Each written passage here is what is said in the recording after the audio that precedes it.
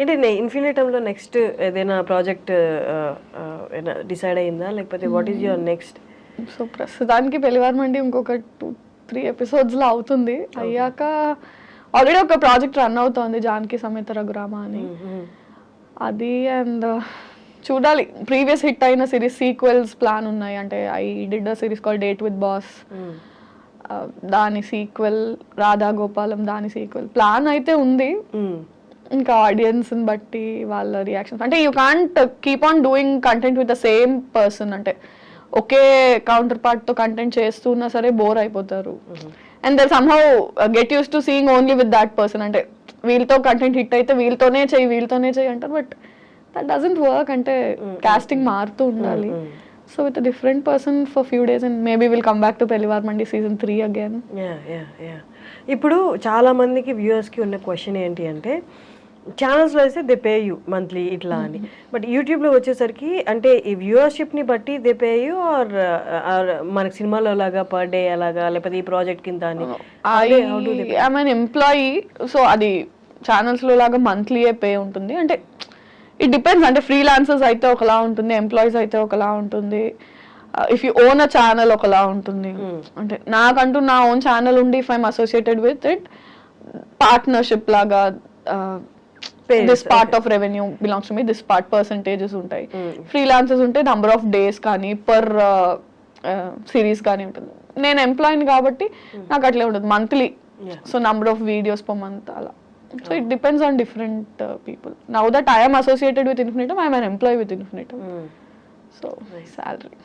Finally Prasad గారు నేను interview చేశాను. అమ్మో అమేజింగ్. అసలు తన టాలెంట్, తనకి వాక్చాతుర్యము, రైటింగ్ మీద ఉన్న గ్రిప్ అసలు ఎంత అంటే, నాకు తెలిసి నేను చూస్తున్నా 3-4 ఎపిసోడ్స్ ఏమో చూసినప్పుడు ఒక దాంట్లో రైటింగ్ అనేది ఎక్కడొక్కడే ఎవాపరేట్ అయిపోద్ది, ఇంకా స్కిల్ అంతా ఎవాపరేట్ అయిపోయి ఇంకేముండదు, ఏదో ఒకటి సర్ది కట్టేద్దాం అన్నట్టు ఎక్కడా అనిపించలే. ఏ ఎపిసోడ్కి ఆ ఎపిసోడ్ అన్న ఆ మాటలు రాయడం కానీ చాలా టాప్ నాచ్ అనిపిస్తుంది. Very talented. నేను ఎప్పుడు ఆయనతో అంటాను, యూ హ్యావ్ సరస్వతీదేవి మీ దగ్గర ఉన్న రోజులు యూ విల్ ప్రాస్పర్ అని. అంటే ఈజ్ వెరీ టాలెంటెడ్ లేండి. అంటే ఆ విషయంలో అదే అంటున్నాను, చాలా మంది పాపం మన ఇండస్ట్రీలో మన ఫీల్డ్లో టాలెంటెడ్ ఉన్నారు. రైట్ టైం, తను కూడా చాలా రోజుల నుంచి ఉన్నాడు. ఆల్మోస్ట్ అంటే I don't know how many number of years, but నేను వచ్చి 4 ఏళ్ళు అయింది, తను నాకన్నా చాలా ముందు నుంచి ఉన్నాడు. అండ్ ప్రాపర్ బ్రేక్ తనకి వచ్చి ఉండింది, కానీ చాలా హ్యూజ్ సక్సెస్ ఈ మావిడాకులు, పెళ్లివారమండితో నెక్స్ట్ లెవెల్కి వెళ్ళిపోయాడు. పీపుల్ నో హిమ్ ముందు కూడా, very successful he was. So మెట్టు ఎదుగుతూ now that is working for films also, రాస్తున్నాడు. గుడ్. అంటే వెన్ మనుషులు ఎదుగుతుంటే యూ ఫీల్ నైస్, మన వాళ్ళు అనే దట్ ఫీలింగ్ ఇస్తారు. నార్మల్లీ ఒక యాక్టర్, మన స్టార్టింగ్లో కొంచెం రిలేటెడ్గా దీనికి మాట్లాడుకున్నాం, బట్ క్వశ్చన్ ఫార్మాట్లో ఇప్పుడు అడుగుతున్నాను.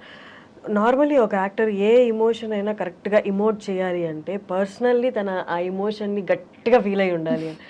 ఫర్ ఎగ్జాంపుల్ హ్యూమర్ రాసే వాళ్ళకి విపరీతమైన లైఫ్ హర్డిల్స్ ఇచ్చి ఉంటుంది అంటారు. అలాగా యాజ్ అన్ యాక్టర్గా నువ్వు ఫుల్ ఫ్లెడ్జ్డ్గా నువ్వు కనిపించాలి అంటే నీ యాక్షన్లో నువ్వు అన్ని ఇమోషన్స్ గో త్రూ అయి ఉండాలి అని. How far do you agree with that? Go through అయ్యి ఉండాలి అంటే యాజ్ పీపుల్ మనం అందరం గో త్రూ అవుతాం. అంటే యాక్టర్ కాకపోయినా, ఫర్ ఎగ్జాంపుల్ ఒక కెమెరామ్యాన్ అయినా సరే ఏడుస్తాడు, నవ్వుతాడు, బాధపడతాడు, ఆనందపడతాడు. Every person goes through all emotions in his life. అంటే సో ఎందుకు జనాలు చూసి నచ్చుకుంటున్నారు అంటే వాళ్ళు ఆ సీన్లో ఏడ్చారు, యాక్టర్స్ ఏడ్చి చూపించారు, దానికి వాళ్ళు రిలేట్ అయ్యారు. So all of us go through all those emotions to perform them. అంటే ఆన్ స్క్రీన్ మీద నేను ఏడ్చినట్టు నవ్వినట్టు రియల్ లైఫ్లో అంత నవ్వకపోవచ్చు, అంత ఏడవకపోవచ్చేమో, కానీ acting is about making it loud and making people also feel along with you. అంటే అంత బిగ్గర్గాను అంత ఏడుస్తూనో నిజం లైఫ్లో మనం ఏడకపోవచ్చు, ఓ రూమ్లోకి వెళ్ళి ఎవరు చూడకుండా ఏడ్చేసి వస్తామేమో. But on screen if you're crying you have to make it so visible, so loud, so teary that people say అర్రే నిజంగా అందరం అలా ఆడవం.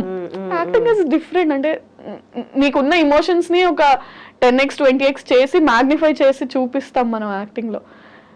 అందరం అలాంటి ఇమోషన్సే గో త్రూ అవుతామని లేదు, బట్ లైఫ్ లో career set backs and love breakups ఇవి చాలా యాడ్ అవుతాయి ఇమోషనల్ సీన్స్ ఇమోట్ చేయడానికి అంటారు.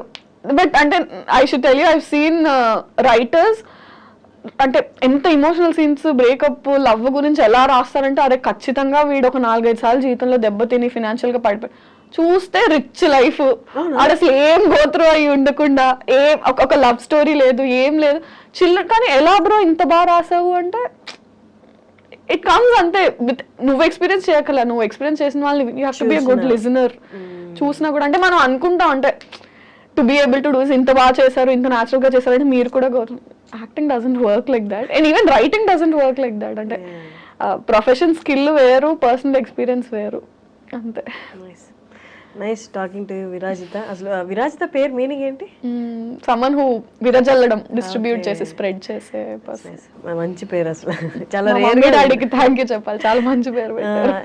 చాలా రేర్ కదా ఆ పేరు, పలకడానికి కూడా చాలా కష్టపడతారు. నేనే 2-3 సార్లు తడబడ్డాను. మామూలుగా పలికేసాను కానీ రోల్ అయ్యే కెమెరా రోల్ అయింది అలవాటు అయిపోయాక. That's nice. Great talking to you. No, same kind of journey కదా. It was like నాకు చాలా హ్యాపీగా అనిపించింది ఇవన్నీ షేర్ చేసుకోవడం, మాట్లాడడం. ఇంటర్వ్యూ కాకంటే షేర్ చేసుకున్నట్టుంది.